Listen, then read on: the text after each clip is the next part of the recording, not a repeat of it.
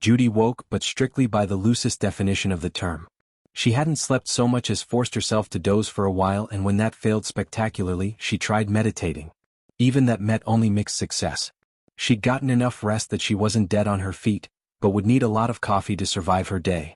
She rolled to her side and lifted her head to get a sense of how much rest she'd gotten. A quick glance at the window led her to adjust her position slightly. It was still well before dawn. She revised her mental coffee order to VAT, and flopped back onto the pillows. The reasons for her utter failure to focus on her meditations, let alone sleep, was no mystery. The way her evening ended rattling around her mind was plenty enough to shred any chance of either. Around an hour after Nick had left her sprawled on the bed, her brain re-engaged and the realization hit. She had the devil on a leash. The actual devil. The demon who ruled hell was currently bonded to her. Judy would have been thrilled and uncertain at the prospect a week ago. Now, as she sat on the mattress surrounded by a puddle of angel down, she was far less enthusiastic about her situation and absolutely certain of one simple fact. She was utterly fucked. There was a light trail from the door to the bed, and she was sure there were more of her feathers littering the ground where Nick had pinned her to the wall. Sitting in a drift of evidence, she couldn't deny it anymore. She was tempted. Achingly so, and in every way that she shouldn't be. The worst of it lay in that he wasn't acting like a demon. Demons weren't exactly subtle. Judy was absolutely sure he could get what he wanted without using his powers, just like he promised he would. It terrified her that he was willing to wait.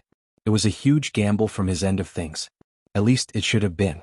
The previous evening he had simply made his desires clear. He just happened to do so in a way that made her feel like a toy and left her thinking that she was on fire under her fur. Otherwise, he hadn't been pushy, or demanding the way she'd have expected of a demon. He was overt and utterly transparent, but it was almost playful. The flirting had crept up on her, leaving her less irate after each exchange. If the sympathy for the devil references hadn't been so ill-timed on the heels of so much, she would have laughed. As if that wasn't enough of her altered state regarding the fox, the shower incidents were bothering her far less than they should be, even in hindsight. Closing her eyes, she felt the phantom of his paws on her waist from the night before and remembered not wanting to raise a finger to stop him, despite the fact that her arms had been free. Her eyes snapped open and she remembered, yet again, why meditation and sleep had failed so thoroughly. Every time her eyes closed, the ghosts of sensation were there. The bond was closed. She checked every time, yet the sensations persisted. However, her eyes left open brought no relief either. If it wasn't the angel down littering the room, her eyes were drawn invariably to the other evidence of the severity of her situation. Her paw. She didn't need the evidence or the reminder of all the things it meant. She'd watched with increasing distress as the mark had shrunk since their meeting at the bar. It was clearly almost fully into the third stage, and then there would be no going back for her. As though there's any chance of that. Any chance of what? Judy bolted upright as heat flowed through her. A deplorable cocktail of anxiety, fear, and arousal coursing through her. Look, Rabbit, I get that this bond thing is good for communication, but I'm in the next room. If you want to talk, just come out here. She hadn't even realized the bond had been open. It wasn't supposed to be unless she was consciously holding it open. Not good. Oh, so very not good. One small saving grace lay in the fact that while he had sounded annoyed, she hadn't felt his irritation directly. That meant he hadn't felt the wave of heat that had rolled through her just from hearing his voice. The small relief afforded her enough mental clarity to realize a few other things. The first of which being that she could smell her own pheromones on the air. She knew the moment she moved she'd smell arousal. Nick couldn't be allowed to know he had gotten to her that badly. He probably knew, but his smugness was already insufferable. She couldn't let it get any worse. Rising quickly, Judy willed down the heat in her blood. She willed the fallen feathers out of being as she stripped off her clothes and the bodysuit that formed the base of her armor. Arousal and desire were thick on the air as the layers came off, growing more poignantly upsetting by the moment. She felt ill at how bad it had gotten. Realizing she had so much farther to go filled her with disgust at her weakness. She was tired and scared, but there was so much more to do. She didn't have time for self-indulgence. A purification spell later and the air was clear, as were her garments. To address her own cleanliness, she opted for a quick, thorough scrub in the shower. The sensation of the water on her skin and fur did nothing to calm her, as she was instantly reminded of the showers she'd had without getting wet. Her mind and thighs clenched as she willed away the memories and blitzed through the rest of her bathing. 10 minutes later, she was dressed and entering the main room of the suite just in time to hear a knock at the door. On reflex, she summoned her buckler and karambit. A snort from the corner of the room drew her attention. She was not ready for what she saw. So much so that her armaments nearly slipped from her fingers from fear as much as a very carnal hunger. Nick looked rough. His paws held a low ball and an empty decanter. It was clear he hadn't slept. He was bedraggled and scruffy, his collar glowing a tepid yellow. That was the part that drew her. The part that terrified her was sprouting from his back. He wasn't even bothering with the illusion for his wings. They were majestic and nauseating, sweeping up from his back, black expanses of sinew, muscle and bone. They were leathery demon wings, but something strange was happening to them. Threads of gold glittered under his skin like veins in marble. Where the gold traced, ragged feathers sprouted. Confusion and befuddlement left her gasping like a fish out of water. "See something you like, honey bunny?" Judy's stammering was interrupted by a repeat of the knock at the door, only this time it was notably harder and louder. Nick drained his glass and set it down before heading towards the door. Judy panicked. "Nick? What? What are you doing?" "Answering the door. Obviously. Why? With your wings out?" Nick rolled his eyes and huffed a breath before retorting, "The only living being that it could be is Finn, Nick." "You're positive? Did you forget that the thing we're hunting can change forms?" Nick raised an eyebrow and leaned against the door frame. "I doubt that it, whatever it is, would knock. Either it would just walk in or be too oddly polite to bother us. Besides, I know that knock. It's about 11 inches off the ground and composed of 40% ears, 10% bad attitude and 100 proof alcohol." Judy's retort was curtailed as the knocking boomed through the room again, followed by, "Wild. I hear you being a smartass in there. Open up." Nick traipsed to the door and opened it. "Like I said, 40% ears. I didn't hear what you said. I just heard your voice. And you know I was being a smartass, how? You were talking." Judy couldn't help but snicker at that statement. That got Nick to half turn to give her a look, and then Finnick dropped his teeth. "Wings?" "Yes, Finnick. Wings. I presume you understand what that means." Finnick nodded vigorously. "Good.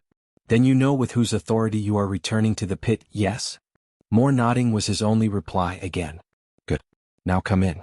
I have a few things for your trek into Pandemonium." Nick led him in, heading towards his chest. The sounds of tiny feet preceded the sound of a decanter opening and the glugging sound of liquid being guzzled directly from a container. Judy watched with a mixture of amusement and concern. It was clear the two foxes knew each other quite well, but their dynamic was strange to say the least.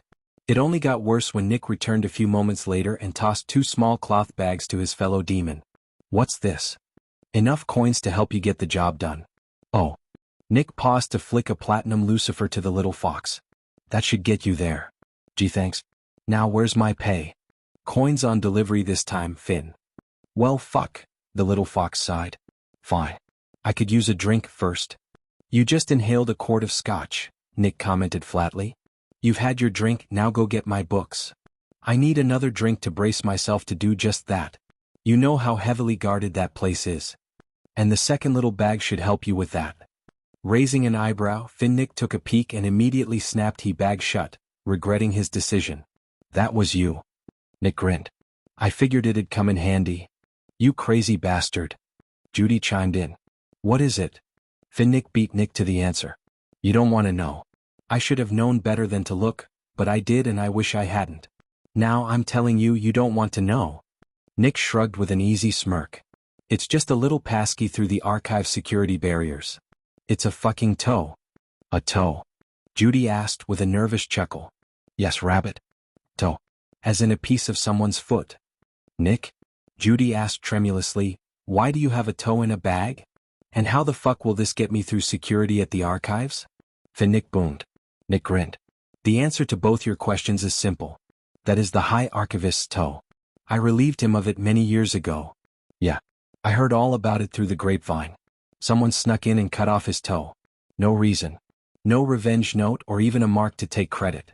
Just a stolen toe while the old monster was asleep." "I know I'm going crazy for asking this question with a straight face," Judy muttered, "but why would you steal the archivist's toe? That ancient slob is as strong as any archdemon and the only one who can pass through any and all of the security measures in the Central Archives. That applies to all of him, even a little piece that isn't attached at the moment. I thought it'd be good to have." "Good to have," Finnick grunted. "And it turns out I was right." Nick replied pompously, self-satisfaction dripping from every syllable. "Aren't I clever?" Judy chuckled weakly and Finnick muttered, "Sweet misery," under his breath. "Now," Nick continued, "Finnick, you need to get going, and Judy, we have work to do. Finn, did you bring the map?" A rumpled pile of paper flopped onto the table by the door as the little imp trundled past, shaking his head. Once the door was closed, Nick smiled and collected it, returning to the coffee table and spreading the map across it. Judy moved from the spot she'd been riveted to since leaving her room enough to peer over the fox's shoulder and ask, "What are you doing?" "A little sympathetic tracking." "Huh. Sympathetic magic calls like to like, yes?" "In broad terms, yes, kinda." "Well, I intend to use these," Nick said as he pulled the 2 Tartarus diamonds from his trouser pocket, "to locate all the other Tartarus diamonds in the city. There are easier ways to shop for jewelry." His grin deepened. "If we find enough diamonds in one place, that may just be where this thing has its den." Nick caught himself thinking that dawning comprehension was a good look for her as he watched her put the pieces together. Normally he would have squashed the notion now. Now he just appreciated it. Uncertainty perhaps, but sincerely. "Unfortunately," he continued, "it'll take a while. And it's possible some of them have been moved as well," Judy commented half to herself. "True. However, I think it's likely it'll want a place to hide that's not going to see a lot of traffic. Either way, it's worth a shot." She blinked in astonishment at the demon. "That's brilliant." "Hardly. I remembered your tracking spell and I saw the diamond on the ground after they left. It just came to me. Call it divine inspiration." "Really?" Judy stated dryly. Nick grinned and fetched another bottle from the sideboard to fill the, again, empty decanter. Things were going decently well, despite his rough night, and the awkwardness was at a dull roar. She wasn't asking any of the really hard questions, and despite being a little jumpy, she seemed to be in good spirits. All he had to do was keep the conversation flowing and direct her attention back towards their investigation. The longer the previous evening went undiscussed, the longer the implications could fester in her mind. The fact that she was tempted was undeniable, what with all the angel down previously scattered about his apartment like confetti, and now it was the waiting game. With enough patience she'd crack. In the meantime, Nick had all the diversions he could need. He had his task and she'd be back on hers again as soon as he reminded her. If he got bored after setting up his tracking spell, he could read files or flirt. Life was good.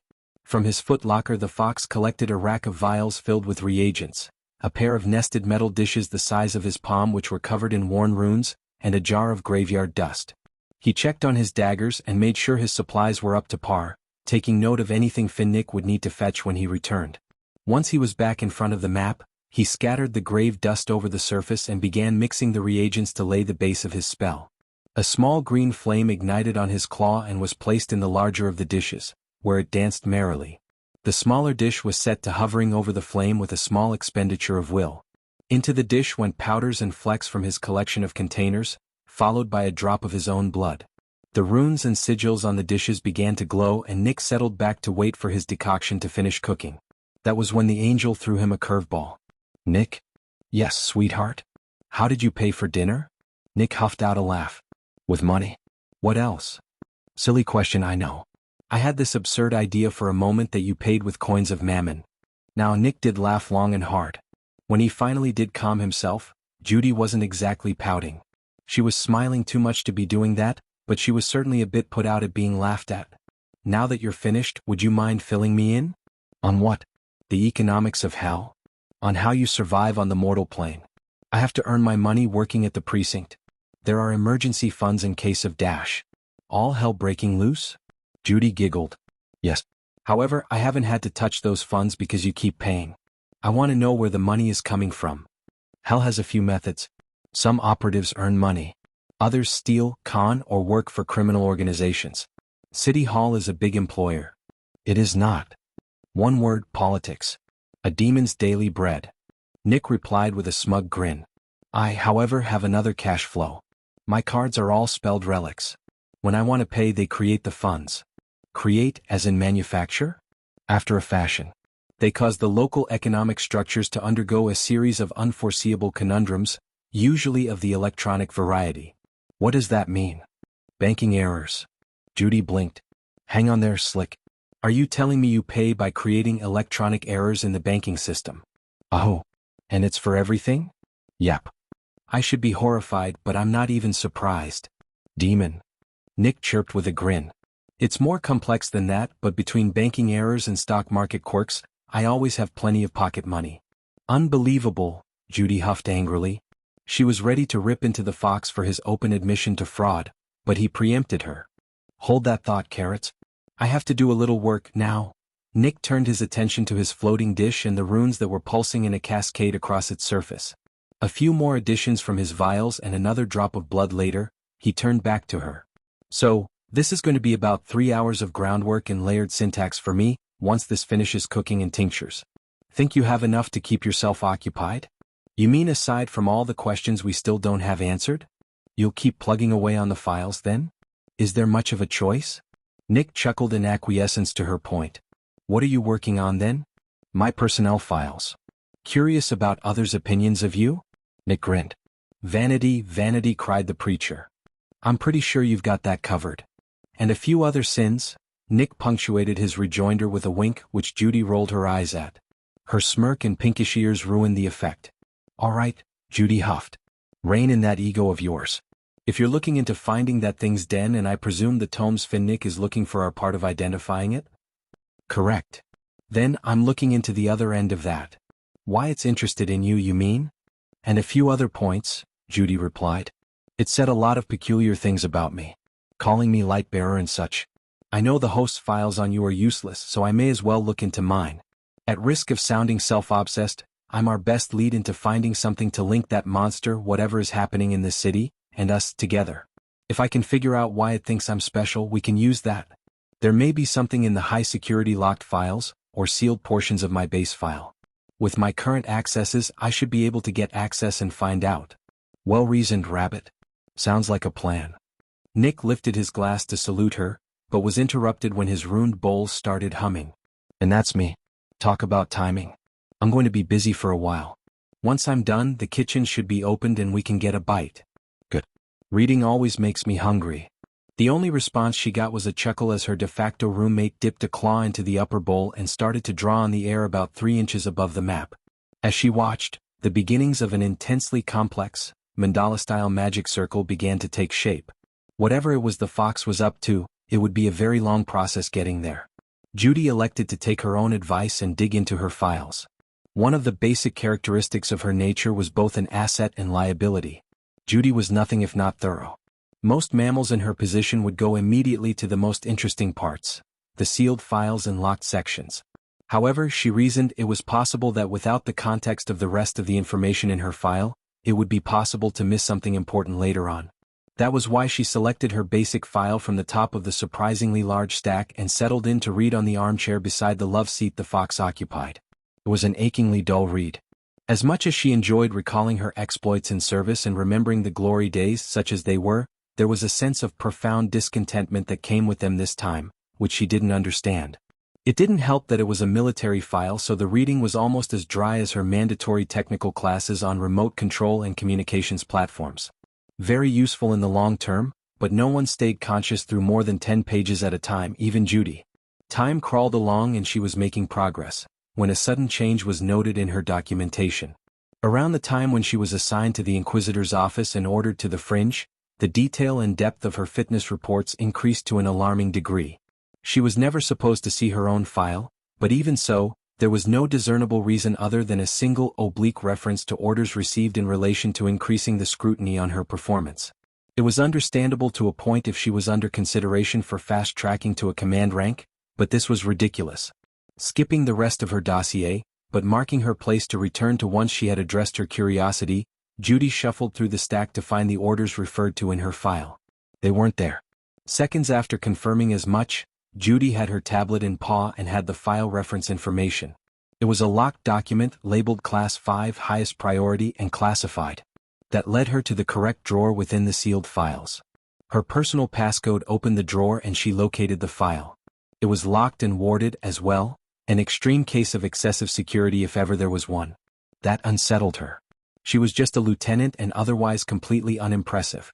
There was no reason she was aware of for such measures, and it sparked both curiosity and disquiet in her. Judy pressed her bangles to the primary ward circle and was rewarded with a low chiming as the security measures disengaged. Is that how that works? Nick's question caught Judy completely by surprise. She started and squeaked before rounding on the grinning demon. "Oh, I hate you. Lies will only hurt you, sweetheart. And you know I'm lying how?" In response, Nick held up his paw with the bond mark and Judy facepawed. "Fine, Mr. Pedantic. You irritate me." "Agreed. Now what has your tail in a twist?" "I was finally making progress when you startled me." "Really?" "Yes." Judy checked her tablet. "This is one of a pair of files with the same security. I think they're related. They have the same operations codes." "And they involve you?" "Apparently. This is the first I've heard of any of it." "Oh, a mystery." Nick strolled over to the cabinet and flicked through it, pulled a file that had similar markings from the drawer. "Is this it?" "Yes, but aren't you working on your tracking spell?" "It needs a minute. Demonic magic is a little like cooking. Sometimes you need to let it sit and rest for best results." "Now I feel ill." Her stomach growled in response. "Maybe you do, but your taut little tummy needs a meal. I'll order room service and we can dig into these super-secret files." "That one's still locked, dummy." In response, Nick ambled over and leaned down to her level. Judy smirked. "Is the devil going to ask me for a little sympathy? Maybe open his new reading material?" Nick flopped the file face down onto her crossed arms and was rewarded with the affirmation chime. The security measures began to disengage and the fox lifted the file, again. "I was just enjoying a close-up view of your chest while I took care of that for myself. And now you're blush." Judy shoved his face out of her personal space. She watched as he swaggered over to the in-suite phone and called room service. Through an effort of will, she tore her eyes off his backside and opened the file. She reminded herself that there'd be plenty of time for ogling his tail after the work was done. She then mentally slapped herself for even thinking along those lines and got to work, but not before willing a few newly fallen pin feathers out of existence. While Judy read, Nick busied himself with getting at least moderately dressed in anticipation of answering the door. He reasoned that it'd be too soon for him to get anywhere with his file, so dressing was a better use of his time. She mumbled her agreement and tried to limit her disappointment. It got easier as she read. It wasn't long before Judy had far greater concerns than the state of her demon's backside. Very quickly she was grateful for the space. Her file was distressing, mostly for the questions it didn't answer. The level of personal information was well beyond what she knew was normal in the host. It was close to invasive, comprehensive on everything from her powers and their known applications to her pleasure reading. Every tour on the fringe and her actions in every battle were painstakingly documented and verified. It was as close to reliving the events as she could come outside her own memory. That in itself wasn't a shock. The scope of information dispersal, however, was. Every report was confirmed as being received by the upper echelons of the host's command staff. Comments, notations, feedback, and referrals were attached to every sheet, with copies to the Council of Seraphs and the Throne Office of Internal Regulations and Affairs of Celestial State. There were reference numbers to related files and a few quick checks on her tablet demonstrated the extent, much to her horror. Dozens of analyses were attached to every action she had made, right up to her descent to the mortal plane. Hundreds of pages worth of projections and assessments, analyses and interpretations, like they were planning a war with her as the centerpiece. Then things got interesting. Her bonding to Nick had resulted in over 1,000 dissertations and assessment theses from the Inquisitorial Office, alone. There was an entire wing of the Military Intelligence Division devoted to assessing her mental health, and battalions of shock troops were mobilizing in the off chance that any teams could be sent in. The scope of it was flabbergasting. Judy had no idea why the host was going to such extents over her admittedly bad decision. Court-martial and exile she'd been prepared for, but invasion? Seeing the pages shaking as her paws trembled brought her attention back to herself a bit. Her heart was hammering and hyperventilation was a serious threat. Her eyes shot to the fox who had his back to her. Thanking the heavens for small blessings, she took the opportunity to focus. Realizing last thing she needed was to give away her agitation to her companion, she focused. Several deep breaths later, her paws weren't shaking and she wasn't about to panic. When the fox turned around, all he saw was a degree of discomfort on her face that was only to be expected when reading about oneself. Less than 10 minutes after Nick had made the call out, there was a knock at the door and Nick went to collect the food. When he returned, he left her plate in front of her and settled into his seat, again. He was mid-mouthful when he stopped and asked, "Hey, Carrots, is this level of medical information normal?" Judy shook herself out of her concerned musings. "Huh. This file is all about you. Obviously. It's my personnel file. And this puts the personal in personnel." Judy's nose twitched. "What do you mean?" Judy, the information in here is ridiculously comprehensive. Every scratch is documented. Did you know you got a paper cut on your 4th day here? Side of your pinky finger, the joint between the last 2 phalanges. Diagonal abrasion, 12.8 degrees off center for joint alignment, 2 drops of blood. Are you serious? Of course that's in there. Everything is documented like that. What else do they have in here? Don't you dare. Judy leapt up and snatched the file from the surprised fox's paws. Geez, Carrots, you worried about me discovering your horrible recurring mange problem or something? I do not have mange. Not with fur that soft. Damn it. Surely, there must be something in all of existence that you can be serious about. I'm always serious. And don't call me Shirley. You're never serious and I'll call you whatever I like. Whatever you call me, make it good. You don't want to be screaming something ridiculous later? Might kill the mood. A melon ball flew sharply from her paw, only to miss his head as he ducked and slipped to his feet. I'd settle for God, but that'd be a bit absurd. You are impossible. She seethed. Then, seeing he was wrapping himself in his wings, she continued, Where are you going? Before you so rudely snatched that file from me, I saw a small notation about a surgical center in the city. As I have nothing else to do, I figured I'd check it out. Nothing to do? There are dozens of files here. And all about you. So saying, the fox wandered off to the bedroom and, presumably, his supplies. His voice carried through the doorway, Considering your reaction to me reading that one, are you sure you want me traipsing through the rest? That gave Judy immediate pause. Wanting to assure herself that there was nothing too earth-shattering in the file, she flipped the file open to a page marked out with the High Inquisitor's seal at the back and was instantly glad she had kept it from him. A few more pages turned in her paws in as many seconds. The report summary on the final sheet had her snapping the file shut as soon as her eyes traced the ink. Is that common? Judy jumped out of her skin at the sound of his voice, despite it still coming from the other room. Willing herself to sound calm, she responded. Is what common? Using local medical establishments. I thought the heavens provided for that in-house. They do. A facility like this is a first to my knowledge. Realizing how dangerous her situation was, Judy clamped down hard on the bond in the hopes of keeping it closed. The last thing she needed was the demon getting a hold of her emotional state.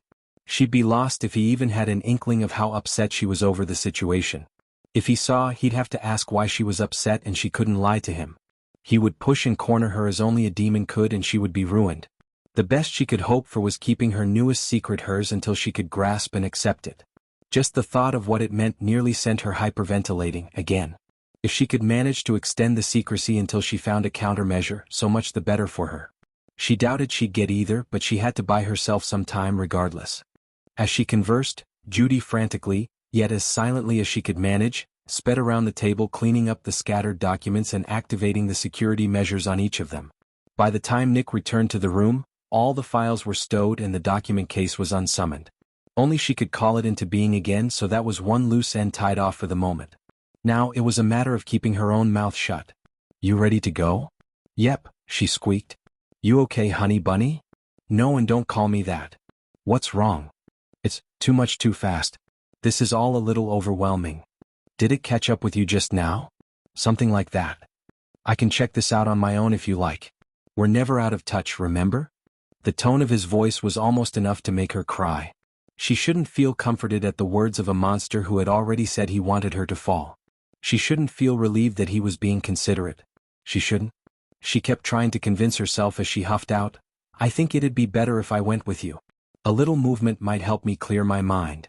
All right, let's get going then. The food will keep and we can get something to nibble on while we're out.